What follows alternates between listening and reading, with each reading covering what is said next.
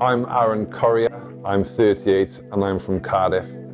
Suffered with mental health, depression, anxiety for many years, which I didn't seek the right support and guidance. I went through different sort of stages, the anxiety, the depression, but I sort of medicated myself, and I'm not ashamed to admit it, through drugs, through alcohol, through partying, through that lifestyle, and I think eventually it does catch up with you.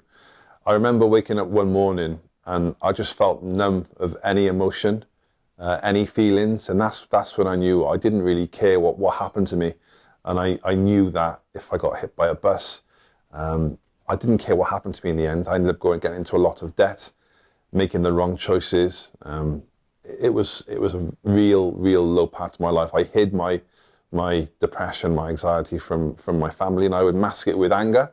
So if things weren't going particularly well, or somebody asked the wrong question, I'd turn it into an argument. That was my way of deflecting. So waking up numb every single day and trying to get through the day, just basically surviving, it took its toll.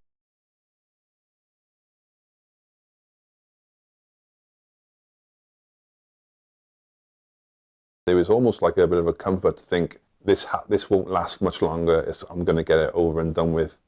So the day came. Funnily enough, I don't know why I did this, but I went to the cemetery to speak to my grandfather, who's obviously passed, and just tell him that I'm going to do this, and I'll see him soon. And then within 20 minutes, my dad pulled up in a car, and I was visibly quite upset. I was crying. I was quite probably quite irate, in a sense that I was going to do this massive choice. And I had two choices there and then, to tell him exactly what I was going through, or just to do as I usually did and just pretend I was okay, and just be closed off. But I knew I had to make change, and I eventually told him. It didn't feel like a weight at the time, because I knew just by telling somebody it wouldn't go away straight away. But having that conversation, and then him understanding, because my dad is sort of old school. He's a welder. He's retired now, but he's very sort of, I would say, like a man's man. And I didn't want to look weak. I didn't want him to think that I was weak. And he totally changed my perception. He took me to a pub. We had a long chat. I moved back home, made some right choices, and things eventually got better. But there were a lot of hurdles along the way. What set me free was taking ownership that I did have depression and I was struggling. I always thought it was just past. It was because of the drugs. It was because of the partying, the lifestyle, because who I was. I'm not ashamed to admit that I have mental health issues and I've suffered with them. There's no shame in that.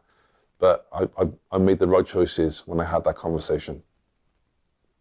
Having read lots of books and done a lot of talking, therapies, I think for me now, the goal is to follow my purpose.